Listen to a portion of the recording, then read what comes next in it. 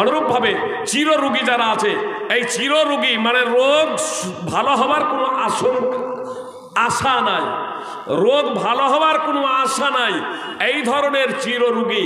তো চিররোগী হলেই হবে না। যেমন সুগার, এই সুগার রোগটাও আজকাল চিররোগ। হার্ট, এটাও আজকাল চিররোগ। হাই প্রেসার, এটাও একটা চিররোগ।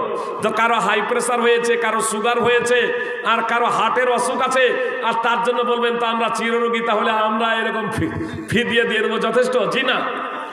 আপনার রোগটা কোন পর্যায়ের সেটা দেখতে হবে। আপনার ক্ষুধা লাগবে, তৃষ্ণা লাগবে।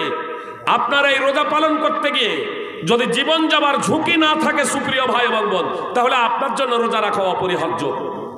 এবার বিষয়টা হচ্ছে এই ধরনের রোগ, যে রোগের কারণে আপনি রোজা রাখতে সক্ষম নন, যে কোনো অসুখ হোক না কেন, তাহলে আপনি এই রমাদান মাস শেষ হয়ে গিয়ে অন্য মাসে রোজা রাখবেন। কিন্তু এটা তাদের জন্য যারা চিররোগী নয়।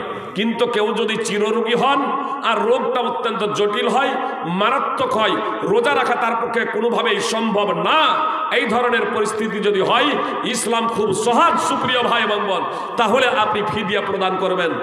কিন্তু যদি আপনি নিজেই আবার ফিদিয়ার হকদার হন, অর্থাৎ নিঃস্ব গরিব হন, তখন আপনাকে আর ফিদিয়া প্রদান করতে হবে না। তাহলে ইসলামটা কত সহজ, বুঝতে পেরেছেন? কিন্তু নামাজ কোনো অবস্থায় মাপ নেই। নামাজ ধনী হন গরিব হন, ধনী হন গরিব হন, যতক্ষণ পর্যন্ত আপনার বিবেক বুদ্ধি আছে ততক্ষণ পর্যন্ত 5 ওয়াক্তের নামাজ আপনাকে পড়তেই হবে, এটা কম্পালসারি।